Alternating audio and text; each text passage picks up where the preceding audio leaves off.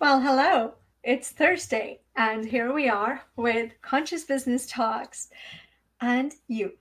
So, so glad you guys are here and absolutely stoked to talk about today's call because it is literally on my mind right now.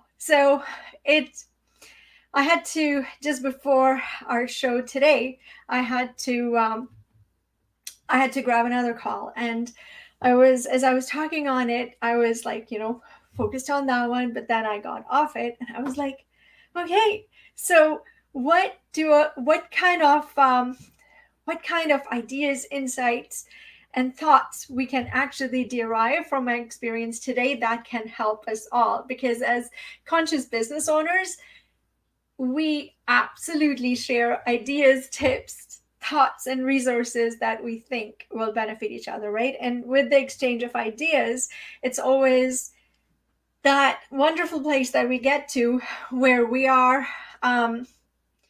looking at things in the way that perhaps we should, or is an additional area of consideration for us, right? So here's what gives. I am partnering with somebody, or there's a collaboration that I have been testing for the last few months with an organization whose mission really intrigues me. I think that what they're doing is really amazing. It fits right in with my idea of simplifying things, right, and making people's lives a little bit simpler and easier for them to access what they really need to, right? So it was really exciting for me to um, to consider this collaboration, to consider this partnership, and see where we can go with it. And not just that, I like their mission so much that I'm actually seriously considering that among one of the projects that I go in as an investor. So definitely some serious you know, powerful relationships on the table to be considered. Hey, Larissa, so glad to see you. Makes me happy to see you right here. And there's Zishan. See there, my day is getting better and better and better. And it was pretty awesome to start with. So, hey, welcome.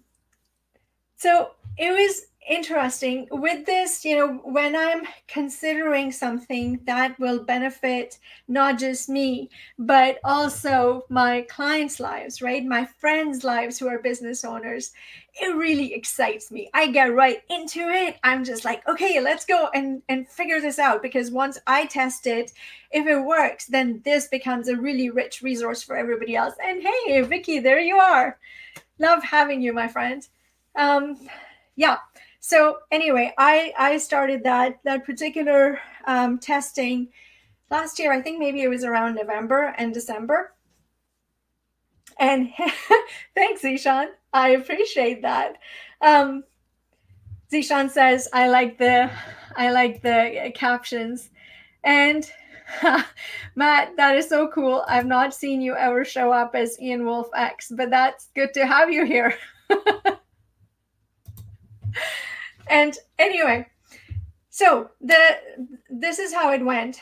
As I was mentioning, this is a collaboration I was testing, and it was also me seriously considering their venture, because they're also taking on investors and they're qualifying for certain venture capital funds and so on. So I was seriously considering it as one of the places I invest the money in, because I want to support their cause. So in any testing, especially when you're going with a beta group, there are ups and downs. And being a business owner, you have to kind of put yourself in their shoes to see, okay, if it's a startup, if they're in the growth phase, what are some of the things, especially when you're beta testing, what is it going to look like, right? So you gotta have a bit of patience, a different hat on than what's in it only for me. And you guys know that even like as a conscious business owner, that's a step back and a reframe you have to do fairly often, even when you're not dealing with a beta test group, right? But in this particular case, I was testing their services because it's a really cool idea. It's like a service which would allow people to have not just a funnel, but a CRM attached to it, a membership attached to it, um, so and sales tracker and so on, like a bunch of different services that we go and have to then integrate and so on. And I'm like, oh, how cool is this, that if we can figure out how to make it work as an integrated service, right?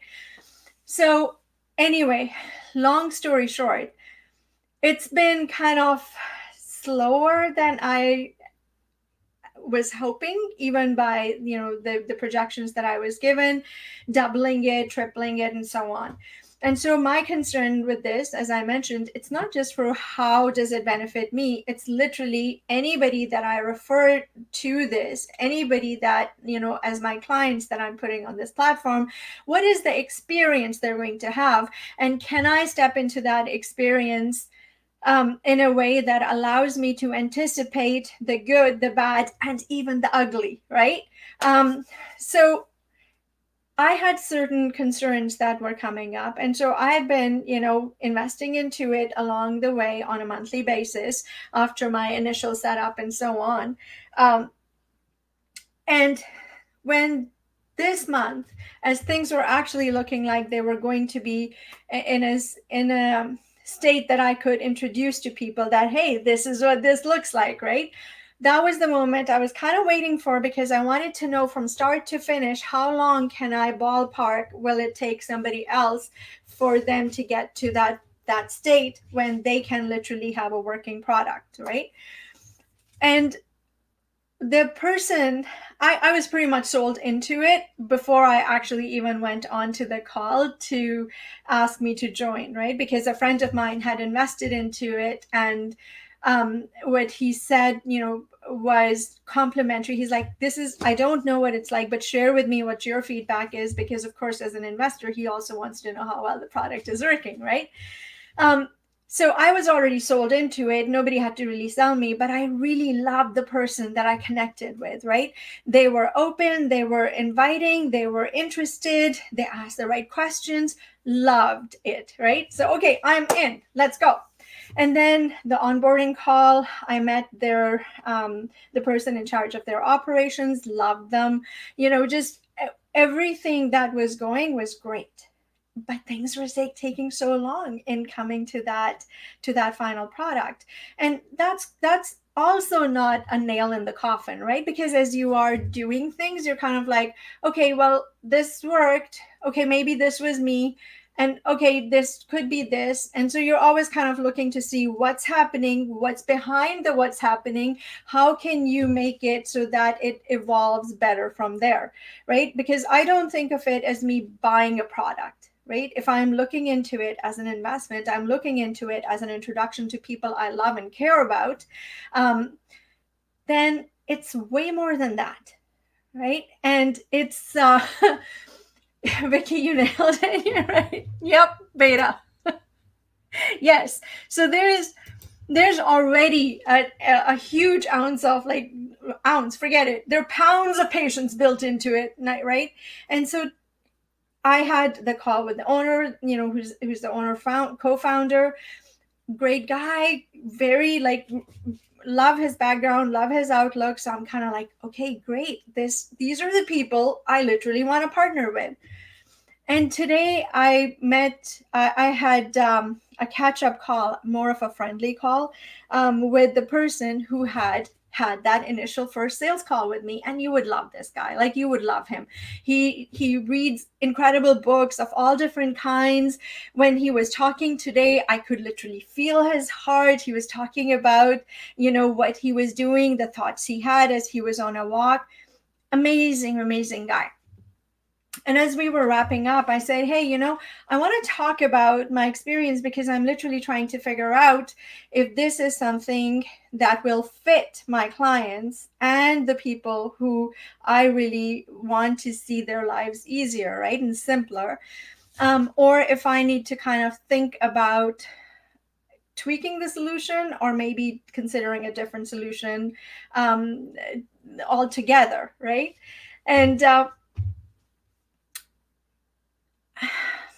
it was really funny because I had deliberately paused this month's investment payment because I'm like, I need to think about it. Is it really delivering the results that I need to? Because being a conscious business, the idea is that what takes priority because that's what makes you really deliver on the values and the vision that you have. But it's also not ignoring the returns and the your profitability and your revenue side of things, right? So as I'm looking at the number side of it, I'm like, okay, I need to think about this, right? Is this doing it? Or because it's more of a partnership, like the way we've been kind of dealing with it, let me give you my feedback as to what's working, what's not working, so you can look at it. Because especially in a growth phase, especially when you're bringing on additional investors, you do not want the fulfillment to suck out and slip, because there goes your reputation, your image, and what about all of the vision and the dreams that you have been carrying along with you, and everybody who's invested in this journey with you, that then sort of just fizzles out, right? Not cool. And I love this. Vicky says conscious beta. No kidding. Yeah, there's, it's really, when you're on that journey with somebody's vision, how you got to put in some extra love into it to figure things out, and then make sure they're supported, you're supported, each side feels like they're valued, and the outcome is amplified amazing results because you're focused on the right things, right? So this is where I was at. And then because he had another call after that, we decided to reconnect after a little while. So I got off the call. I made some calls to the hospital because my dad's some of his prescriptions and stuff, they needed to be looked at because anyway, doesn't matter. The point is, I had to make a few calls. He had to make a few calls. Then we reconnected. But the funny thing is, the call that we got back on afterwards, that was a call out of an alternate reality. Like, I didn't know what happened, and this is why I wanted to have this discussion, because sometimes with the best of intentions, with the best of partners, things sometimes just go, and you don't know what hit you. You don't know what hit you. And that was my experience when I got on the call, because right off the bat, it was like, hey, I just want to make sure. And it was literally, I kid you not, and he actually even recapped it afterwards, it was a die or buy, or buy or die call. Like ultimatum kind of thing. And I'm like, wait, what? And the conversation went into, well, I'm really not, I'm just ripping off the Band-Aid. And I'm like, but why is there even a wound for a Band-Aid to be put on, right?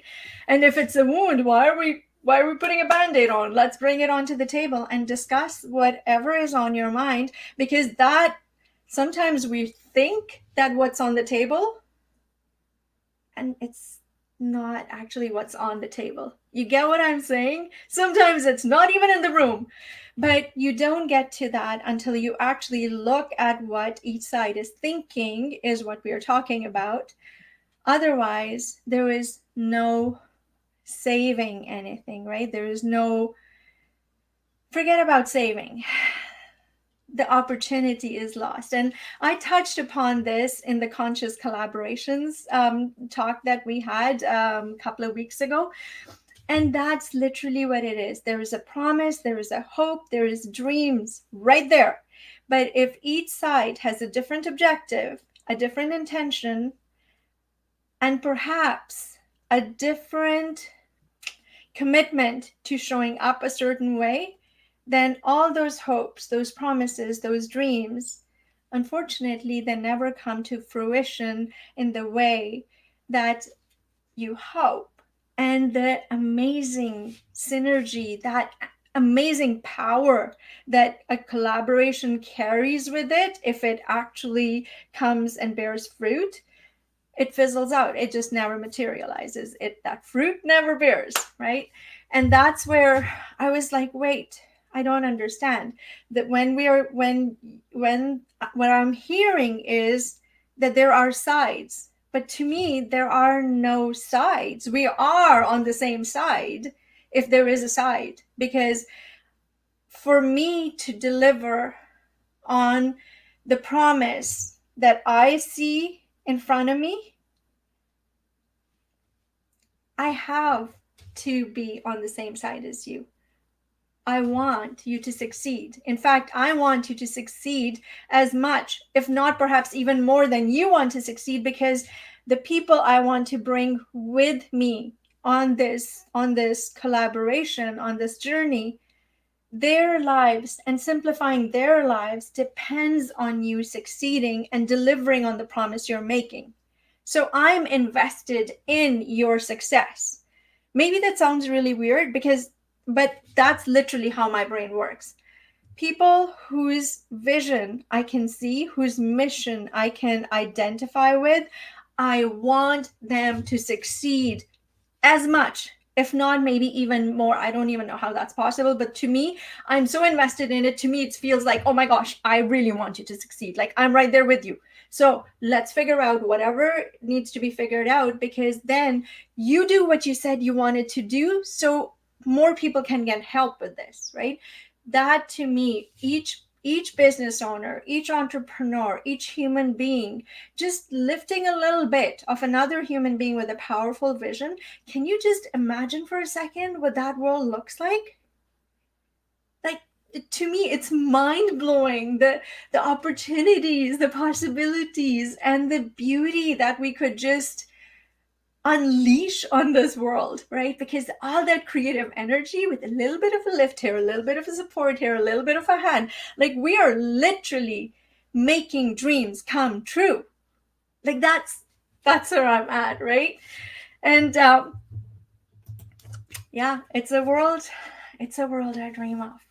So this is why that conversation just came out of nowhere. The tone of it, the person that I had met on every call up till now, like, you know, we had 2, 3, 4 calls, whatever, over the course of this time, some friendly, some me just literally finding out what he's interested in and so on. As I said, awesome human being, right? The conversation, the tone of it, it was almost like it was what I have been talking about, what makes a conscious business. Okay, let's go and think on that again. What makes a conscious business? The leadership that allows a vision to be that big North Star for every single person who joins the team, to know what the values are, to use those values in everything they do. Those values shine through in the decisions you make, the conversations you have, the when you say no, when you say yes, everything carries that vision as its North Star and those values as its base, right? As literally the lens you see through. And because of that, the people, each role, when they come on a call with either a prospective client, an existing client, any stakeholder, an investor, a shareholder, a supplier, anybody, your team members, right? Conversations, anybody, those conversations have to be aligned with that mission and those values. And you have to know that you have been given the authority and the power to carry that conversation to the full extent of your role, or pull in other partners if you don't have it, just so the experience you're committed to giving does not suffer. But when you don't feel that, then it becomes a very segmented, role-oriented conversation. I'm sorry, that's so not my job. That's not my job. I'm not, like, that's a relationship kind of thing. as a leader, as a mentor, as a teacher, when I hear that, that becomes a powerful area of potential leveraging, right? Let me support you, let me help you, let me share with you what I know. So your conversation, your ability to step into that conversation is remarkably different. The experience that both sides then walk away with, having gone through, is markedly different, because neither side feels like, oh, I didn't get understood, or wait, is it only about money? Because if it's only about money, if it's just a product, if it's a transaction, then let me know, because my understanding of it is different. And what I am joining is not a product. It is not a tool. It is not a transaction. What I believe I'm joining is your mission. And I want to support you in that mission if you are also serious about that mission. But and now I had a choice, right? I could make that conversation literally be about money and about the transaction. And then I could only think about, well, is this a product that can help my clients or not, right? But then I have a choice of a lot of products. Now I'm thinking price. Now I'm thinking competition. Now I'm thinking offers. Now I'm thinking sales. Now I'm thinking, one other product. And I have a lot of products. I have agency accounts with certain organizations. I have relationship offers that other organizations have made available to me out of generosity and kindness. And because of that relationships, by the way, guys, you know this, are in everything. You can't be in sales and not think relationship. You cannot be in customer service and not think relationship. Flip, you cannot even be in operations and not think relationship. Right? So it really, I had this thought in my mind that when a conversation is happening, it's not a soliloquy. You're not having a conversation with yourself. I am a part of this conversation as well, right? So I had to take a step back and I had to think, what role did I possibly play in this conversation going this way? Could I have done that? Like, could I have given an impression which literally the conversation itself started on a hugely different, almost alien note? Could I have contributed to that? But it got me to wondering if perhaps there is a conversation behind the conversation that I'm not privy to because I wasn't part of that conversation. It's possible that my friend, this amazing human being who's become a friend through the product, possibly had a conversation with another team member, and perhaps they were guessing what I was thinking. And I don't know who I talked to. It's possible I talked to the same person earlier today about when we try to guess what the other person's thinking. It's very possible that there was a conversation behind the conversation, and I don't know if that's the case. But I do have to look at and think about, was there anything in what I brought to the table and perhaps how I was showing up that also contributed to this space around the conversation? Either way, because if you're serious about believing in somebody's mission and partnering with them, or finding potential collaborations with them, or perhaps investing in their mission, then it cannot be that one conversation derails the whole thing, right? You can't do that. At least I don't believe that you should do that. My experience, everything I have come through tells me that there are aspects and facets to everything, right? So what if this what if I just walked away that, oh, these people aren't what I'm thinking. They're completely transactional. They have no, all they want is money, right? That's not my tribe, right? That's not my community. Those are not my my partners that I collaborate with. It's so easy for me to, okay, then get on my horse and off we go.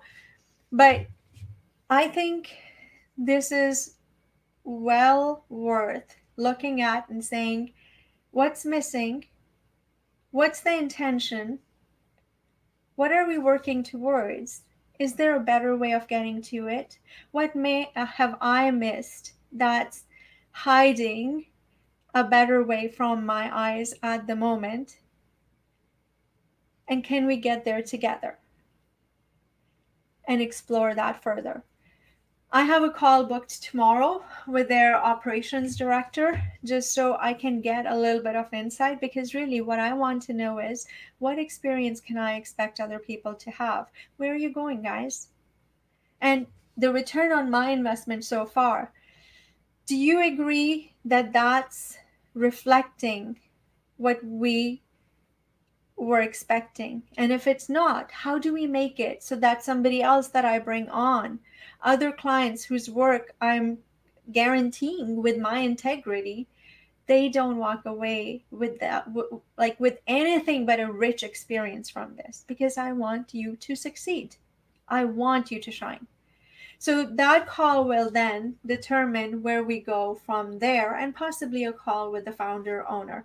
But it was just such an interesting experience for me to be on that call and just literally thinking, is there a black hole? Am I in an alternate reality? What just happened? This isn't even the conversation with this human that I was expecting, right?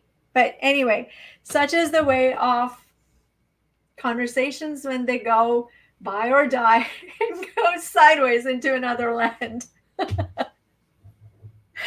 And yeah, Vicky, your relationships are everything. I really do believe that, because even when I hear people say, "Oh, my business is B2B," I'm like, "Yeah, it is." But it isn't, because what's behind the business? It's always people, right? If you put people first, even, okay, here's a sacrilege for everybody who buys into Friedman's philosophy, even before profit, right? And Matt says, I have a large team. Add other management and customers to that, and we have several bad conversations a day. If we quit after a bad conversation, we would have been out of business 27 years ago. So true, so true. And I'm darn sure it was the same person I had this conversation, and he was saying, I've learned not to guess what other people are thinking, right? Not to guess. In fact, just be quiet and listen to what they are actually bringing with them. What do they have to say? And I think if we keep that perspective, just be quiet for a moment and listen to them. And as another wise friend of mine, Demi, just recently said, listen to yourself. Just listen quietly. So wish me luck with tomorrow's conversation, because guys, I really want these people to succeed. I do. I want every amazing business with a beautiful mission and a beautiful vision to really succeed. Love having you here. It makes my whole week to just hear your thoughts and exchange things that are on my mind, thoughts, ideas, things that I'm working towards with you guys. So love you. And Vicky, the last comment for the day, and here is some music.